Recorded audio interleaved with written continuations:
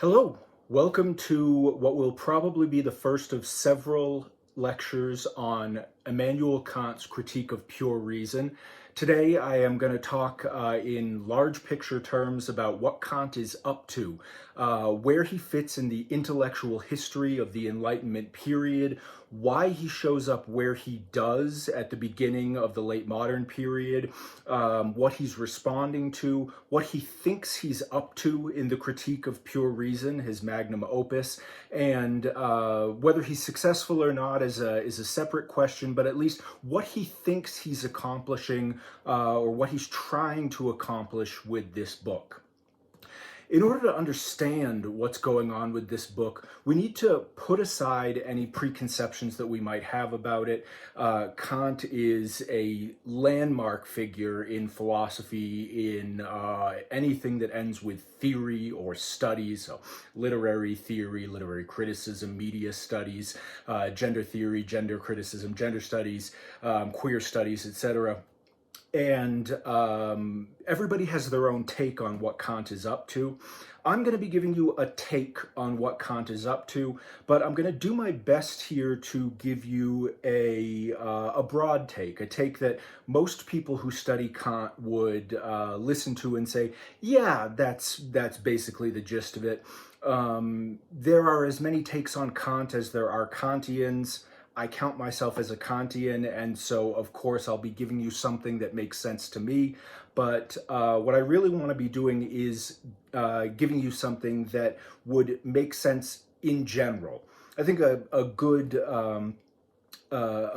principle for us to have is that if we're interpreting somebody from history, whether it's somebody as far back as Thales, who thinks that everything is composed of water, or whether it's someone as recent as Derrida or Zizek, if we're interpreting them in a way that makes them sound like an absolute idiot, we should probably stop for a second and see if there's a better way of interpreting them. And some of the ways that I've heard people interpret Kant make him out to be an absolute idiot of some sort. Either someone who is totally ignorant of the history that he claims to be responding to, or somebody who's just recapitulating in much more complicated terms something that he claims to be rejecting, or somebody who's abandoning the entire philosophical project of the Enlightenment altogether. So I want to give you a clearer picture of what I think Kant was at least trying to do, and we can save whether he was successful or not for any successive lectures if that seems like a good idea. So Kant shows up at the end of the early Enlightenment period. And the Enlightenment period, starting mid-1600s or so, the Enlightenment period is a period of rejecting traditional authority. Or another way of thinking about this is rejecting arguments that have premises that are because I said so, or because someone powerful said so, or because the tradition dictates it, or because the institution says so, or because we've always done it that way. Those sorts of arguments aren't going to cut it anymore once the Enlightenment period gets up and running. And so this leaves thinkers, whether they're philosophers or natural scientists or mathematicians or astronomers, it leaves them with the question of, okay, well, now that we don't have this traditional source of evidence or this traditional form of argument, the argument to, well, I just said so, or, well, that's what the church says, or, well, that's what God said, or, well, that's what the powerful people say. Since we don't have that anymore, what do we rely on for evidence? Where do we go when we're trying to figure out stuff about the world, about ourselves, about our place in reality, about our relations to each other, about the objects that exist in the world? How do we figure that stuff out? Now, all of us here today in the 21st century, we have some idea of where you would at least start. But those ideas, the things that seem so natural to us of where you would start to learn about such and such out there in the world, these are really developed out of early Enlightenment ways of thinking. And so what seems so natural to us had to be invented at some point in the past. Now, don't get misled here and think that because it was invented, that means it's wrong or bad or that we should reject it. But things were not always the way that seems so obvious to us now. And the early Enlightenment period is when things really started looking the way that they look to us now. Now, one way that was immediately obvious to people, especially to natural scientists, and in the early Enlightenment period, natural science and philosophy were sort of commingled with each other. They were still in a kind of Aristotelian phase where the philosopher and the natural scientist were just two sides of the same coin. The way that seems so obvious to a lot of people in the early Enlightenment period of gaining knowledge about ourselves or the world or objects in the world was via our senses. Our eyes and our ears and our taste buds and our tactile senses and 1, 2, 3, 4, smell, and then all of the other senses that we have. If you don't know, those 5 senses are called the Aristotelian senses, and we have about 20 more senses in addition to those. We also have, for example, proprioception, which is our ability to feel pain. We have interoception, which is our ability to feel what's going on inside our own bodies. We have a sense of perception that tells us our acceleration, whether we're accelerating in some direction, and on and on. But back to the matter at hand. Using our senses, we can gain some knowledge about what's going on. Maybe that's not the only way of gaining some knowledge, but remember what we're trying to do here. We are replacing an entire epistemological framework, an entire way of knowing about the world that existed prior to the early Enlightenment period. This is the way of knowing about the world that relied on arguments from, well, because that's the way we do things, that's what the church says, that's what tradition says, that's what the powerful, the learned, that's what they say. We're moving away from arguments like that towards arguments that are grounded in something else. And so identifying sensory evidence as a source of knowledge, while it's not novel, it's not new, is a firm starting point for building up an entire new epistemology. Now, this works especially well with all the scientific discoveries that are occurring at the beginning of the Enlightenment period. We have people like Newton and Galileo discovering amazing things about how the world around us and the world outside of the planet Earth function, and these things are being discovered by using the senses. And so you could put a tagline on the senses, hey, the senses, they work. And so it seems like they're doing a good job at getting us at least some knowledge. And so let's hold on to that. Let's hold on to the senses as one way of getting knowledge about the world. Now, a lot of people thought that there was also another way of gaining knowledge about the world, and we're going to call this here, although it was called a bunch of different things in the early Enlightenment period, we're going to call this rational intuition. And rational intuition is some form of mental faculty, something going on in the mind that gets us in touch with non-empirical, non-sensory truths. And if you're like, well, what in the world are non-sensory truths? Think, for example, about the fact that 1 + 1 = 2. What are we saying when we say 1 + 1 = 2? Well, we're not just saying that 1 book and 1 hat equals 2 objects right here and right now, although they do. We're not just saying that a scratch on a piece of paper put next to another scratch on a piece of paper equals 2 scratches on a piece of paper. We're making a claim about numbers themselves, but no one's ever seen a number. No one's ever touched or smelled or tasted or felt a number. And so if numbers exist and if mathematics describes something about reality, then it seems like we've got some non-empirical contact with mathematical objects. This goes all the way back to Plato. For those of you who have read your Plato, Plato would say we are in touch with, we are acquainted with the form of number. And so that's how we can understand that oneness and oneness equals two-ness, and on and on. But there are other non-empirical things that are starting to show up in the vocabulary of the educated, of the academics and the scientists and the philosophers at the beginning of the early Enlightenment period. Things like causation. Now, causation, one thing causing another, or another way of saying that is two events linked to each other in time such that one of them occurring necessitates the other one occurring, a cause and an effect. Causation itself is the sort of thing that science needed and still needs in order to function. You can't make sense of the natural processes in the world, our interaction with the world, our functioning as natural beings, the way that the cosmos function. You can't make sense of any of that stuff without causation. But nobody's ever seen causation or smelled causation or touched causation or tasted causation. If we're aware of causation, it's something over and above being aware of just the events that are correlated or the events that bump into each other via causation. Imagine that I let go of this book, and you know what'll happen. The book falls. It's a big book.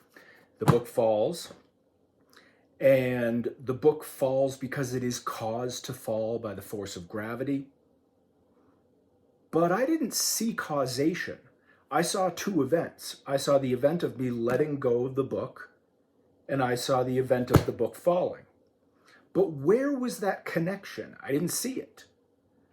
But we're pretty good at knowing when one thing causes another thing. Sure, sometimes we're wrong about it, but we're pretty good at being able to figure out that one thing causes another thing, even though we can't see or smell or taste or touch causation.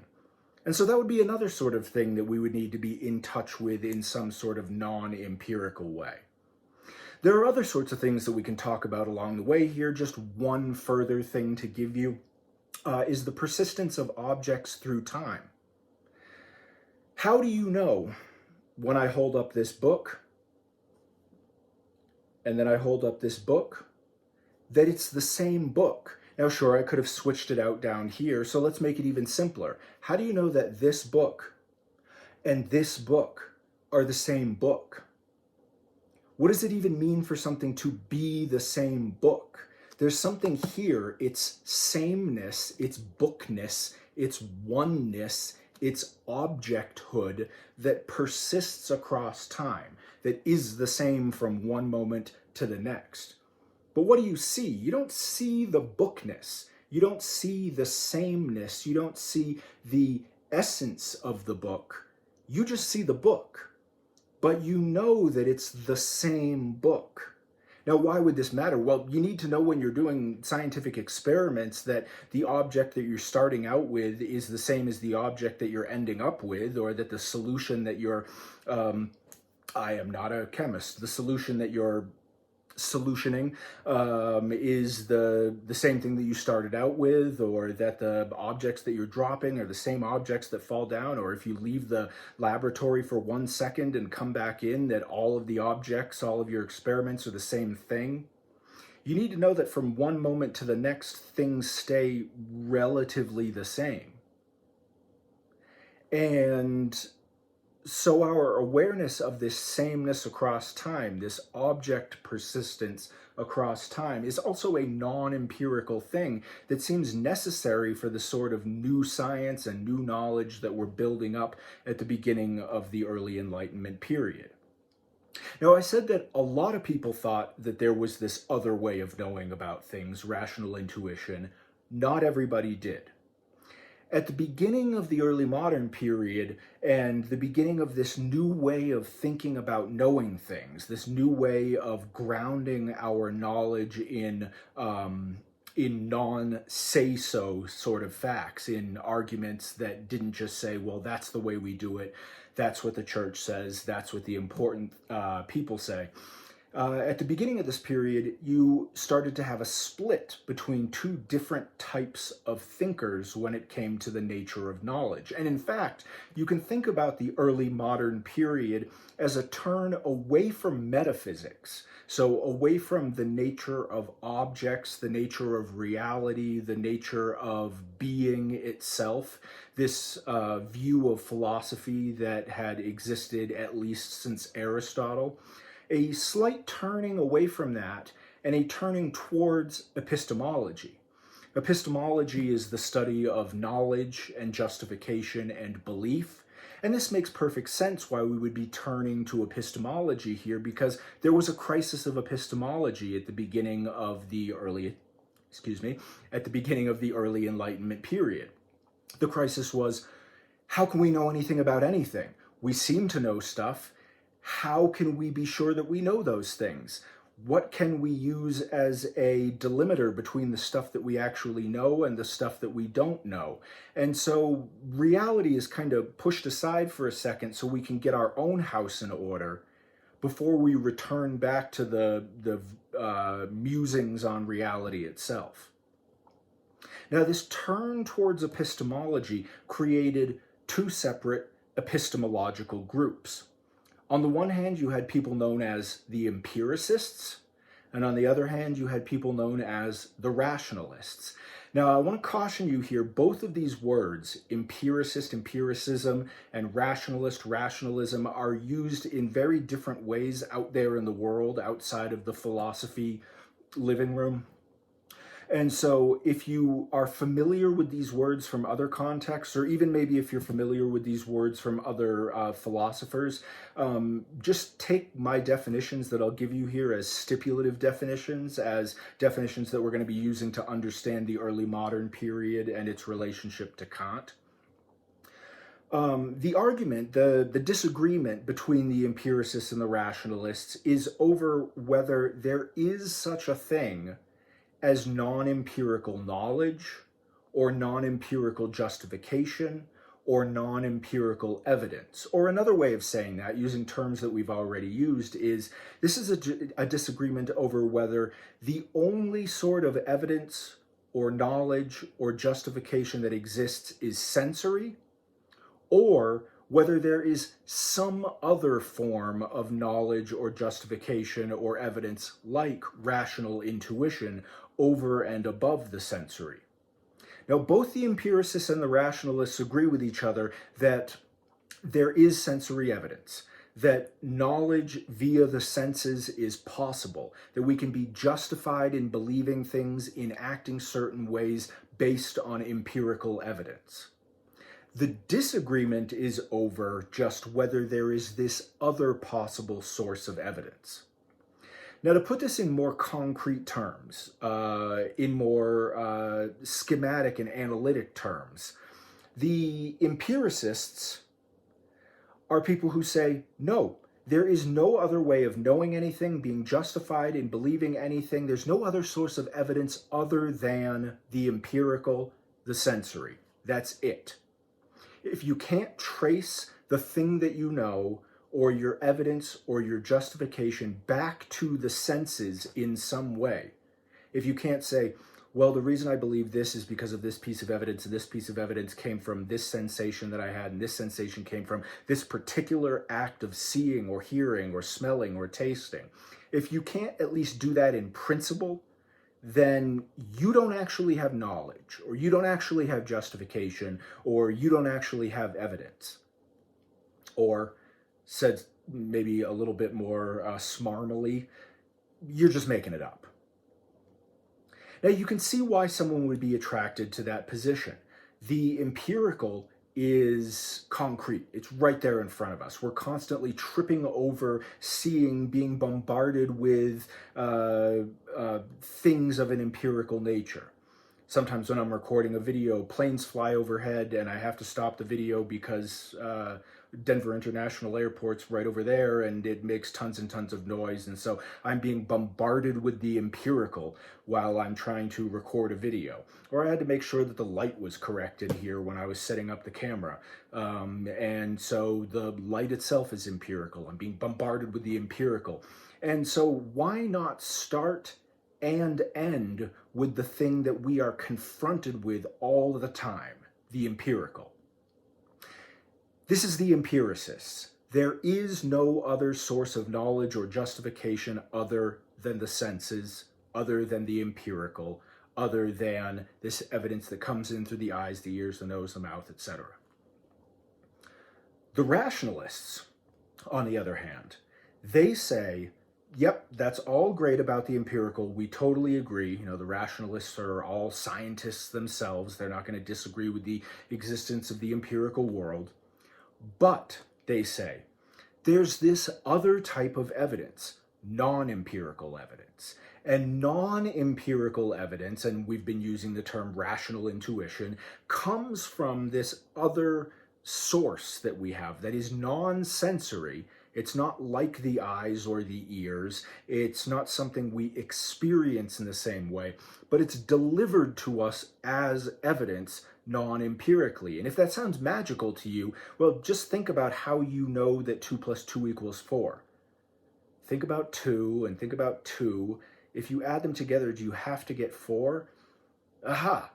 But you didn't have to see anything in order to know that. And even if that was taught to you at some point using what math teachers call manipulables, those little blocks that you take 2 of them, you take 2 of them, push them together, you got 4 of them. You know more than just that those 2 blocks and those 2 blocks equals 4 blocks. You know that anytime 2 and 2 are combined, you get 4.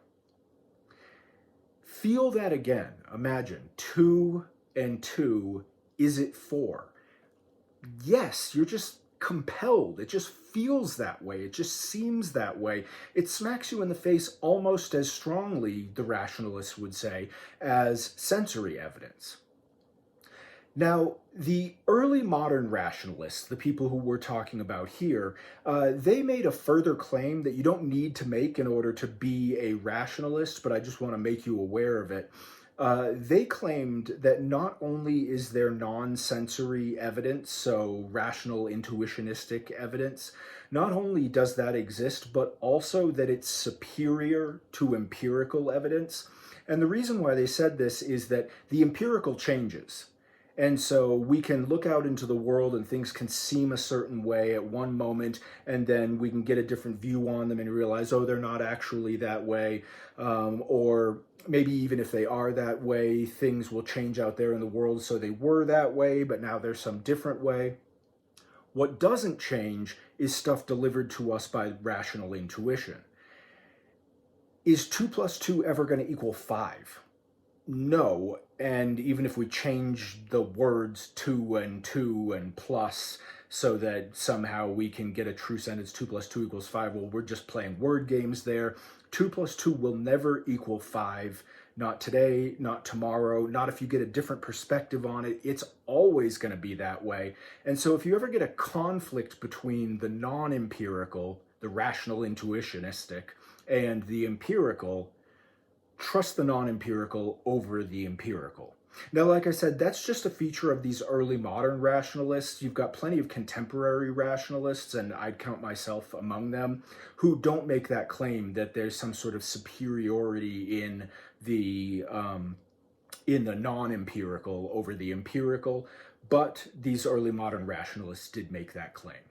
So recapping where we've been before I give you 6 people's names to remember. So far, we've got a search for a new epistemology at the beginning of the early Enlightenment period, something that's adequate to the new science, something that can fill the void of the church and tradition and mere say-so. And during this search for a new epistemology, you get 2 opposing epistemological views in philosophy. On the one hand, the empiricists, on the other hand, the rationalists. The empiricists say There is nothing to knowledge or justification other than the empirical. If you've got something that you think you know or are justified in believing, but it's got even any traces of the non-empirical in it, you're wrong. And the rationalists who say, yep, the empirical is great, but there's some other stuff that can be involved in knowledge and justification. Said in slightly more complicated terms that philosophers like to use, the empiricists would say that knowledge and justification are strictly determined by the empirical. And so once you've got all the empirical in line, there is nothing else that you need to get in order to get all your knowledge and justification. It's strictly determined by it. The rationalists, on the other hand, say, no, knowledge and justification are not strictly determined by the empirical. Instead, there's more to the content of knowledge and justification than merely the empirical. Here come some names for you. You can, even though this is a simplification of the history, you can think about the history of the early modern period leading from the beginning of the early modern period right up to Kant as a succession of three philosophers on the empiricist side and three philosophers on the rationalist side. And I'll say their names over and over and over again. We won't get into the specifics of what each one believed, but their similarities are what matter to us here.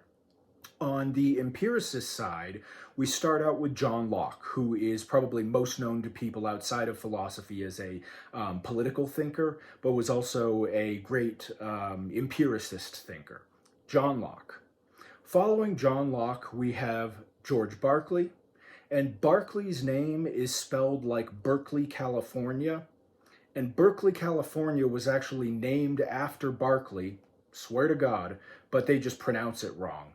So if you're ever trying to spell George Berkeley's name, spell it like Berkeley, California, but pronounce it correctly, Berkeley.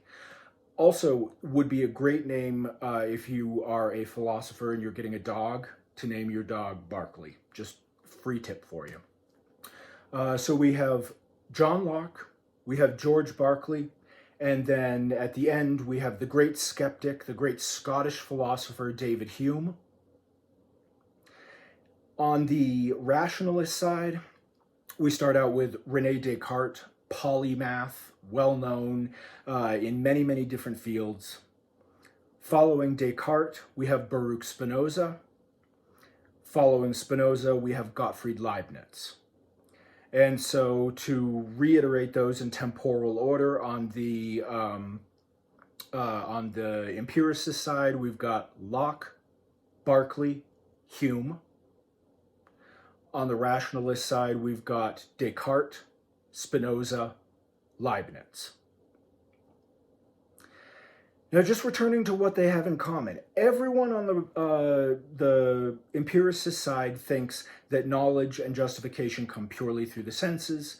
Everyone on the rationalist side thinks that knowledge and justification, yes, they can come through the senses, but there's this other aspect, the non-sensory, the rational intuitionistic, that can get added in.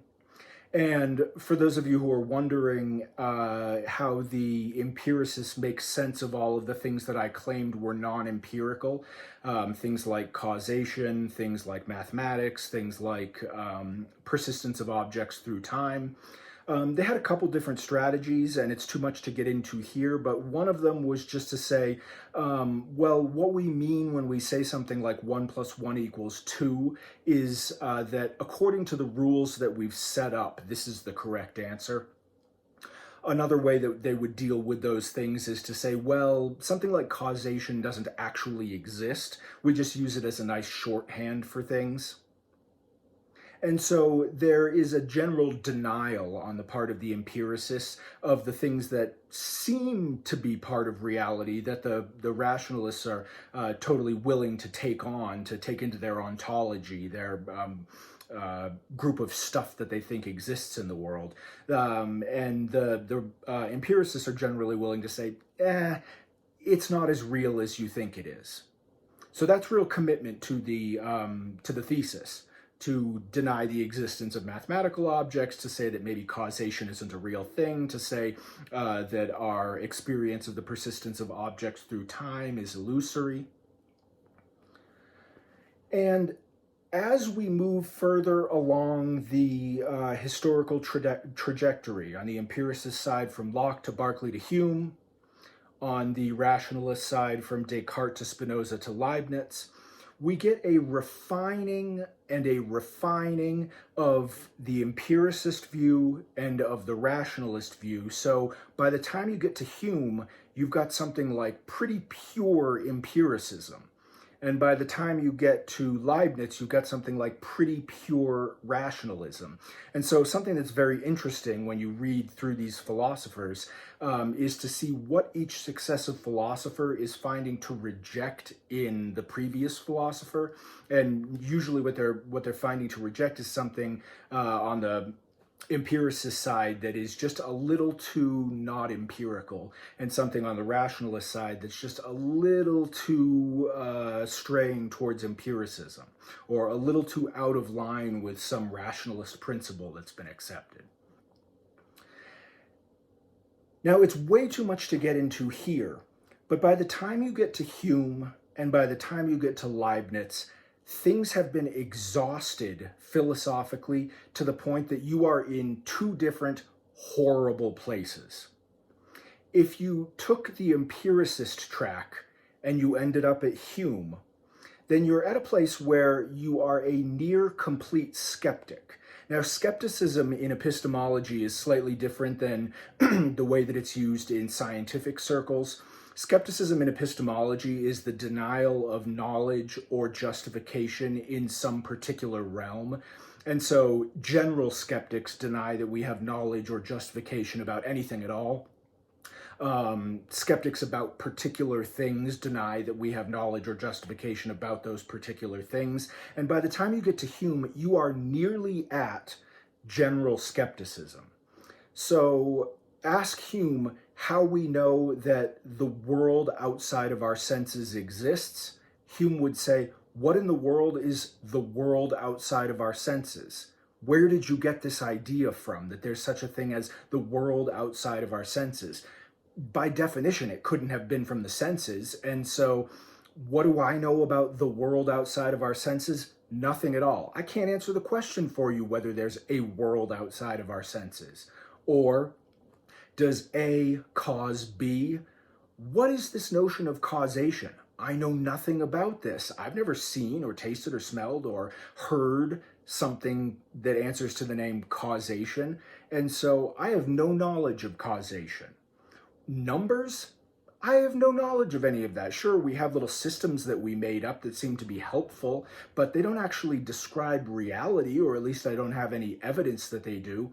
Persistence of objects through time? Nope. And one of the big ones that Hume hit on, which is hugely problematic for trying to meld empiricism and science together, is induction. Induction is a form of reasoning where you reason from discrete past instances to a general conclusion about the future. So we use induction all the time. If I say, here's one event, here's one piece of evidence, I drop the book and it falls.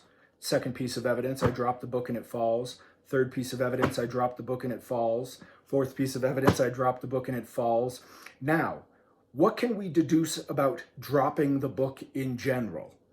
Well, we can deduce, or excuse me, not deduce. What can we induce? What can we get via inductive reasoning from the fact that every time I've dropped the book, it's fallen? Well, we can inductively arrive at it is very probable that when the book is dropped, it will fall. The next time we drop the book, it will fall.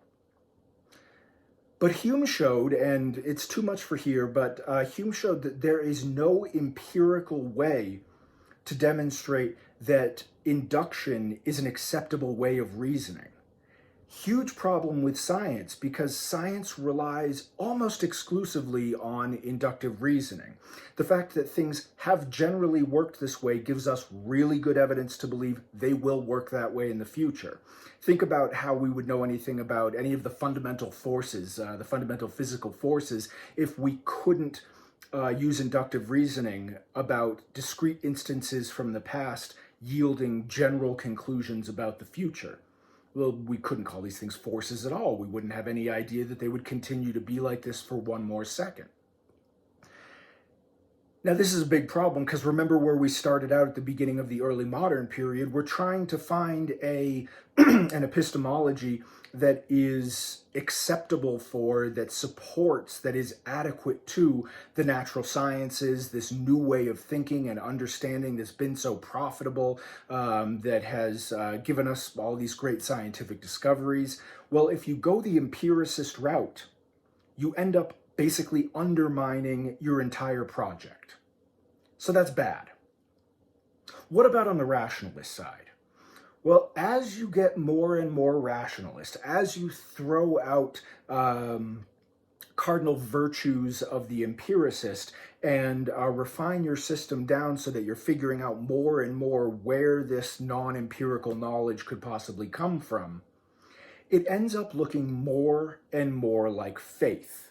It ends up looking more and more like fist pounding and foot stomping, just saying, well, damn it, mathematics is the way it is because don't you just see it? Or causation is the way it is because, damn it, just look at it. Can't you just tell? I mean, think about how you would try to justify to someone that causation exists if they didn't just see it. What would you say to them? Just look harder, right? But as you get more and more rationalist, it becomes more and more evident that these things would have to be justified, if they're going to be justified at all in this rationalist schema, based on nothing more than say so.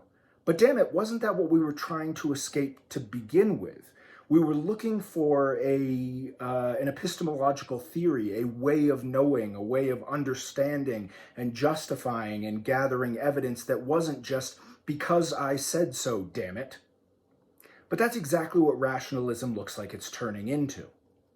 And so to summarize the problems here, as we move from Locke to Berkeley to Hume on the empiricist side, you end up denying the very things that you were trying to build an epistemology to justify. You end up undermining science, essentially. On the rationalist side, as you move from Descartes to Spinoza to Leibniz, you end up undermining epistemology in general. You end up undermining the very specific project that you were undertaking, trying to get away from just so explanations and justifications. So it looks like we're at an impasse. And it also looked like we started out with the only viable options. I mean, I guess there is a third logically possible option, which is that there is no sensory evidence at all. So you could have like the hyper-rationalists who think there's no such thing as sensory evidence, but it's unclear how that would fare any better than rationalism did. So it looked like we started out with the only couple of positions that make any sense. One of them was sensory evidence is the only sort. The other one was, no, it's not. There's stuff in addition to sensory evidence, but both of them lead us to unacceptable conclusions. This is the intellectual world that Kant is thrown into. After 38 minutes of talking about the background, we arrive at our man Kant. Now I'm going to read to you his discussion of this history. What you should know about the first critique is that it was published in two editions, which are known as the A edition and the B edition. The B edition is supposed to be an addition to and clarification of things published in the A edition. Was published less than a decade later and was in response to a whole bunch of criticism or comments that he got on the A edition. So you'll sometimes hear people refer to the A preface or the B preface or the A introduction or the B introduction. And I'm going to be reading to you from the A introduction to start out with. Oh, excuse me, the A preface to start out with, not the A introduction. And so this is Kant, recall, rehearsing everything that we've talked about so far. Kant says, Human reason has the peculiar fate in one species of its cognitions that it is burdened with questions which it cannot dismiss, since they are given to it as problems by the nature of reason itself, but which it also cannot answer, since they transcend every capacity of human reason. Reason falls into this perplexity through no fault of its own. It begins from principles whose use is unavoidable in the course of experience, and at the same time is sufficiently warranted by it. With these principles, it, that's reason, rises, as its nature also requires, ever higher to more remote conditions. But since it becomes aware in this way that its business must always remain incomplete because the questions never cease, reason sees itself necessitated to take refuge in principles that overstep all possible use and experience, and yet seem so unsuspicious that even ordinary common sense agrees with them. But it is again reason, but reason thereby falls into obscurity and contradictions from which it can indeed surmise that it must somewhere be proceeding on the ground of hidden errors. But it cannot discover them, for the principles on which it is proceeding, since they surpass the bounds of all experience, no longer recognize any touchstone of experience. The battlefield of these endless controversies is called metaphysics. And you can see Kant in there saying, well, because of the sorts of creatures we are, because of these self-conscious, rational, reasoning, exploring things that we are presented with these questions. We can't do anything about it. And when we start to answer the questions, we just get more questions, and we just get more questions, and we just get more questions. Now, we start out with rational tools that we can obviously use. We're using them right here, right in front of us in the manifest world, in our direct experiential field. But then when we ask questions about those tools and questions about the answers to those questions and questions about the answers to those questions, we start rising away from experience. Now, we can keep going forever, rising and rising and rising away from experience, or we can just say, enough already, let's stop somewhere. This is what Hume does. This is what Leibniz does. Hume does it by basically denying everything. Leibniz does it by stamping his feet and pounding his fist. But something has gone wrong. What it is, we might not know, but we know something has gone wrong. There's a philosophical adage that I'll butcher here terribly, but it's something like, if you find yourself in a dark coal mine, you must have taken a wrong turn somewhere. You might not know where, but this is not where you're supposed to be. Kant continues on. There was a time when metaphysics was called the queen of all the sciences, and if the will be taken for the deed, it deserved this title of honor on account of the preeminent importance of its object. Now, in accordance with the fashion of the age, the queen proves despised on all sides, and the matron, outcast and forsaken, mourns like Hecuba.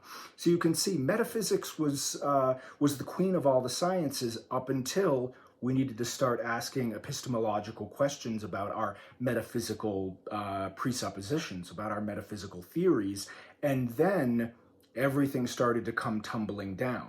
Now, it might not be a problem with metaphysics, it might be a problem with epistemology, but either way, we are not justified in having metaphysical theories and proclaiming metaphysics the queen of all the sciences if we don't have a theory of knowledge that gets us in touch with the way metaphysical reality actually is. In the beginning, under the administration of the dogmatists, and this is what Kant is calling the rationalists, the dogmatists, and he's not using this word pejoratively. We often say that someone is dogmatic when they believe something despite all the evidence to the contrary. He's using the term to mean people who have a fixed idea that they're preserving no matter what the cost. There's a fundamental principle, and this is the principle for the rationalists of innate knowledge, of rational intuition. He says, in the beginning, under the administration of the dogmatists, this is science and metaphysics, her rule was despotic. Yet because her legislation still retained traces of ancient barbarism, this rule gradually denigrated through internal wars into complete anarchy. So if all you have is one group of rationalists saying, here are the principles, and another group saying, here are the principles, and another group saying, here are the principles, but no common ground for them to fight it out on, because they're all just stamping their feet and pounding their fists, then everything just keeps falling apart over and over and over again. When Spinoza comes along and says Descartes was wrong, well, what are the Cartesians going to say to the Spinozists? They can't say, but we both agree on this thing that's right in front of us, because they're holding on to different principles. And after this anarchy, the skeptics, and this is what he's calling the empiricists. So we've got the dogmatists or the rationalists. The skeptics are the empiricists. The skeptics, he says, a kind of nomads who abhor all permanent cultivation of the soil, shattered civil unity from time to time. But since there were fortunately only a few of them, that is, the skeptics, they could not prevent the dogmatists from continually attempting to rebuild, though never according to a plan unanimously agreed upon among themselves. Once, in recent times, it seemed as though an end would be put to all these controversies, and the lawfulness of all the competing claims would be completely decided through a certain physiology of the human understanding by the famous Locke. Locke's thought was that if we understood the workings of the human mind, and this seems so commonplace to us now, but remember, this was an invented thought 400 years ago. Once we understood the internal workings of the human mind, we would understand what knowledge was possible and what knowledge was not possible. Kant says, hey, it looked like we had it, but it turned out that although the birth of the purported queen was traced to the rabble of common experience, Locke was basing his theories in the empirical, and her pretensions would therefore have been rightly rendered suspicious. Nevertheless, she still asserted her claims because, in fact, this genealogy was attributed to her falsely. Thus, metaphysics fell back into the same old worm-eaten dogmatism, and thus into the same position of contempt out of which the science was to have been extricated. Now, after all paths, as we persuade ourselves, have been tried in vain, what rules is tedium and complete indifferentism. Here Kant's introducing a third possible position apart from empiricism and rationalism. You could also have this position, indifferentism. I just don't give a damn. And it seems like a position that it would be reasonable might not be the right word, but that it would be understandable to have. Maybe you start out an empiricist and you follow all the way to Hume, and then, damn it, Hume can't give you what you want, and so you switch over. You follow all the way to Leibniz, and then, damn, Leibniz can't give you what you want, but aren't these the only two paths? Well, to hell with it, we're not going to be able to answer these questions. And you, of course, sometimes do hear this, or I hear this at least, amongst intro students when you give them theory after theory after theory. They just say, every one sounds right when I first hear it, and then you give me the next one, and that one sounds right, and you give me the next one, and that one sounds right. Just to hell with it. They're all right, none of them are right. I'm not going to be able to figure it out. Or you especially hear this with empirical scientists, people like physicists, chemists, biologists responding to philosophers of science. They'll say, look, philosophers of science, we don't know how to answer any of your questions, but our science seems to be working, so get the hell away from us and stop asking us those questions. That's a form of what Kant is calling indifferentism. Now, we already saw Kant saying that reason gives us questions that we have to answer because of the sorts of beings that we are. And so we can imagine what he's going to say about indifferentism. He says, what rules is tedium and complete indifferentism, the mother of chaos and the night in the sciences. But at the same time, also the origin, or at least the prelude of their incipient transformation and enlightenment, when, through ill-applied effort, they have become obscure, confused, and useless. The point that Kant is making here sounds pessimistic, but really it's a prelude into his entire gigantic system known as Transcendental Idealism. A prelude for the second video, where I will start discussing Transcendental Idealism in depth, is that Kant says, Look, the problem was not with the reasoning of the empiricists. They're brilliant. How can you possibly surpass people like Locke and Berkeley and Hume? And the problem was not with the reasoning of the rationalists. How could you possibly surpass the intelligence, the magnificence of people like Descartes and Spinoza and Leibniz? They were all doing excellent work, but they were proceeding from hidden errors. They started out wrong. Now, they didn't start out wrong because someone bamboozled them, someone tricked them. Instead, they started out wrong because they held on to a piece of metaphysics from before the early Enlightenment period. It was subconscious. It was something ingrained in society. It's the sort of bias that we just pick up from being around society. And Kant's solution is, let's identify that mistake, the thing that went wrong even before the empiricists and the rationalists started reasoning. Let's figure out what it is that they got wrong at step 0 and reject it. Now, the reason for rejecting it isn't because we know it's false, because the reason for accepting it wasn't because we knew it was true. But accepting whatever this thing was led to a horrible place. It led to either empiricism or rationalism or indifferentism, none of which are going to do the job we want them to. And so let's just try as an experiment, Kant is going to say. And I'll read you a passage in the next video from the B edition where he makes this exact point. Let's just try as an experiment, rejecting this thing that was accepted subconsciously by the early modern philosophers and see how that goes.